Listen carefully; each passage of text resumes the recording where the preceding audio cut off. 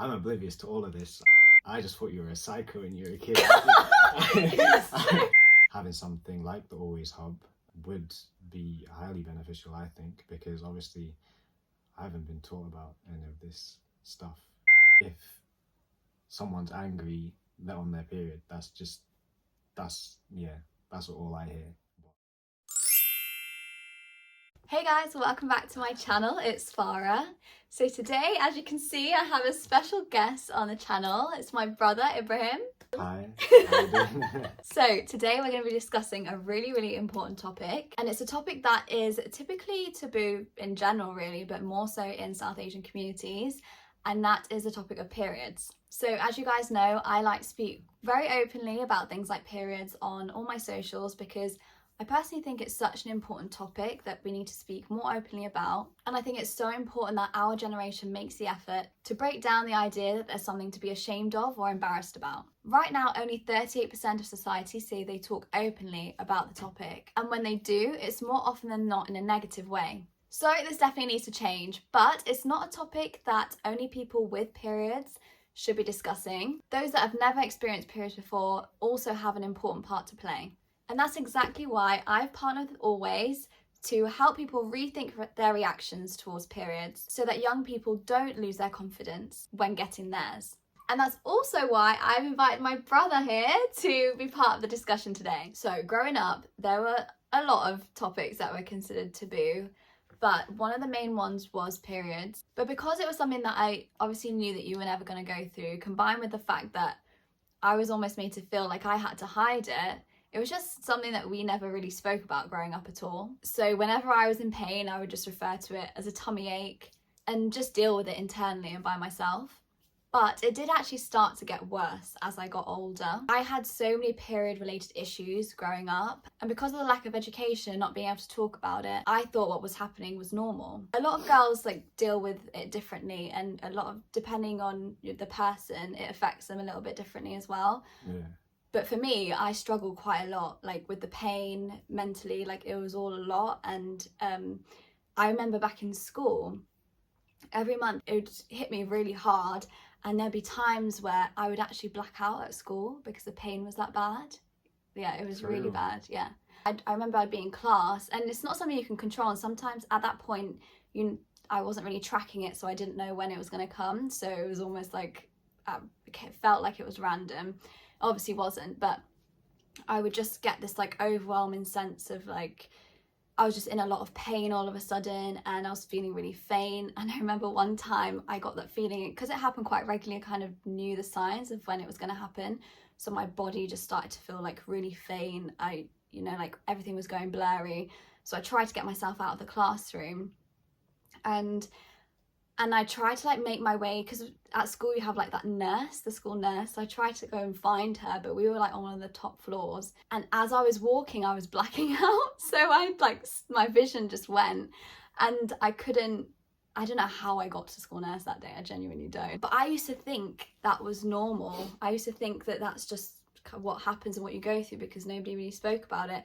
Then I come to realise as I get older that it's not a normal thing to happen at all. Normally girls shouldn't really have such extreme symptoms of their period. And also an issue is, when we were growing up, and I was always known as the really angry, moody sibling, it was because of that. My symptoms were just much more heightened and intense, and it was actually a disorder, it was a problem, and it wasn't meant to be like that. So that is the level, and that's the seriousness, and that's why I talk about it a lot, is because a lot of girls growing up, you almost feel like you're crazy because it affects you mentally and physically. So yeah, it's a big issue, and those only a few of the examples of what it was like in school and stuff. And it's really hard in school to go through that and know that other girls don't have as serious symptoms, that even they can't fully relate to you. So it's just a very lonely time. And talking of school, I'd experienced and seen period shame happen at school, but also at home, online. It was everywhere. It is really frustrating because obviously periods are a way of life. There's no way of you controlling you going through that. Also, another example is in Ramadan. When everyone fasts during Ramadan, when a girl's on her period, she doesn't fast for the week she's on her period. And we were just discussing this earlier, which is the funniest thing. I was telling Ibrahim that for the week that you don't fast, you have to kind of feel like you hide it almost. And he was so confused. He didn't realize that girls didn't fast for a week, which just highlights the issue. And it's just so crazy that that's something that happens to half of the population almost, and you constantly feel like you have to hide it. Yeah, but the thing is, I don't understand why you would need to hide it. Like, obviously you hid it well, because I had no idea that you did that. But at the same time, I don't understand why it's not a normal thing to be like, okay, this week I'm not going to be fasting because I'm on my period. Like, that's just a normal thing that you would bring up and be like, I can't do it for this week. It is, yeah. And when you say it, it makes sense that way. But I think it's just the shame that comes with it. And when you start your period and then people's reactions just in society in general, it's just generally not talked about thing. I think the reactions of others as you're growing up, like you start your period quite young, like I was 12. You're still very impressionable at that age, so any little reactions from other people and being made to be silent about it, I think that almost, it's generational as well. Like culturally it's an issue, you don't really speak about it, you're made to just keep it on the down low. And the same thing happens when you go through something where the period is the explanation, but you can't say it, so it becomes a secret and something that you just don't discuss at all. Yeah, I think a lot of it as well is the fact that, like you said, I didn't know that you used to eat during Ramadan and stuff like that. Like, if I didn't know that, I obviously don't know the things that happen behind closed doors in relation to, like, say, if you have a period and the shame and stigma that goes with it, because I'm oblivious to all of this. I just know the word period, but I never think anything about it. I never like deep it too much. It's just a thing. It's nothing to me because I don't deal with it. I've never learnt about it. I've never needed to learn about it, but I feel as though now that you've explained your situation with your disorder, which I just thought you were a psycho when you were a kid. I didn't think like it was like an actual issue, but obviously if this was normal, like to be brought up in conversation and talked about, I think it would have changed everything, because I feel like because I knew that you were that way, I was more annoying to get that reaction out of you, not realizing like you're struggling with something. So obviously when you'd get angry at me and I'll just be laughing, basically being a jerk, I didn't think you're going through something like that, because obviously I probably didn't even know what a period was when I was that age anyway. Yeah.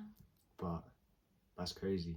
That is crazy. Some people don't have that awareness. They don't really know what a period is, and because it doesn't affect them personally, they don't really look into it, or they just don't have that information accessible to them because it's not widely spoken about. So then it becomes problematic, because then, like you said, you do things and you don't realise that you're having a certain effect on someone. But yeah, with that information not being widely available to everyone, whether you have a period or not, I think the Always Hub, having that information accessible is so important. And it just allows people to understand what it means to go through a period and why it's not something that's shameful to be embarrassed about. I think it would have really helped back then for everyone to kind of think about it differently. Obviously, if you did have that knowledge like readily available, obviously I've got two sisters, so one being 10, say for example, if you weren't here, like obviously I'm gonna have to be looking after my little sister, and if I don't know the symptoms or whatever that she could be going through, I would have no idea that there's an issue with her, or she could have either a disorder or she could be on a period, which is why she's acting a certain way. I just have no idea because I don't have that knowledge. So having something like the Always Hub would be highly beneficial, I think, because obviously I haven't been taught about any of this stuff, or at least if I did, I probably didn't pay enough attention to, because it was never brought to be such like a major issue. It was just something that was joked about. If someone's angry, they're on their period, that's all I hear. But that's about it. That's as far as my knowledge goes. Obviously I live alone now, but you still live with Lily, so I think just even being there for her when and it doesn't even mean that she has to have a disorder, like a lot of women don't have that, but just it obviously is a tricky time, and especially with this shame on top of being in pain and having those PMS symptoms and things, it's nice to have people around you that actually understand what's going on with your body and being able to help you in some way. So yeah, I totally agree with you. It'd be so helpful just to have that extra knowledge. When you don't know something, then it's so hard to be able to help your loved ones and people you care about. And you can't have an opinion on something that you don't know anything about, because how can you tell someone, like if it does change your personality, and like you said, you used to get angry because of the pain that you were in, if you don't understand that you're in pain because you're having to suppress it and hide it, it just doesn't help any situation, because no one understands either party. It's just so important to have these discussions, especially as we're getting to an age where hopefully one day we'll be having our own children. It's really important to have these discussions so that hopefully they won't have to go through the same things and have the same problems, and they'll just be all around better supported when it comes to topics like periods. So I think this has been a really good discussion. I'm really, really glad that we had this talk, and I just want to thank you for being part of this video, because it is such an important conversation to have about any taboo topic. But I think when it comes to periods, it so very clearly affects just one group of people, but it's really important to bring others that aren't necessarily directly or personally affected by it into the conversation. Your willingness to do that and your perspective is so important in this. So I really do appreciate that. So I was actually quite apprehensive about bringing this topic up with you, because it was something that we'd never discussed. So I wasn't sure what your stance on the topic would be, whether you would be someone that actually agreed with the shame and that it shouldn't be a topic that's spoken about, or something that there's no reason for it to be an issue, which is obviously the latter. So I just think with us hopefully of having started this conversation, hopefully you guys watching will be encouraged to have these kind of conversations at home if you feel comfortable. We hope that you have these open conversations as well, because it's so important, and the aim is to really just make sure that young people are not made to feel embarrassed or shamed for things that they don't have any control over. You shouldn't feel uncomfortable as well to talk about something that's so normal. If you think about it, there's so many people on this planet and they've all been through the same thing that you've been going through, so you shouldn't be made to feel uncomfortable to express how you're feeling. But yeah, I just say talk about it. And for anyone watching, the Always Hub does have loads of information about the positive steps that you can be taking to combat period shame as well. The very little things that we can all do to help shape the conversation around periods and make it a more comfortable and safe space for especially young people. So no more Aunt Flo or that time of the month, just calling it what it is. Just detaching that shame and that discomfort from the word itself is already a huge step. It's really important to recognise that. Now, as much as discussing periods will definitely make us more comfortable about the topic, for those of us who actually have periods, we also want to be feeling comfortable during that time.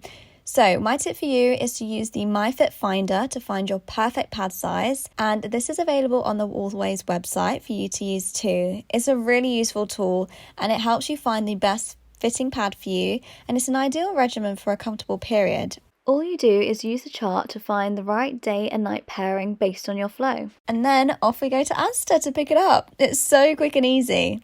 So really, really hope that you guys found this video helpful. Thank you so much for watching, and make sure you head over to my Instagram at FarahRajaX to share your own tips on how to deal with period shame on my Instagram posts and stories, and I'll be sharing these on my page, so stay tuned.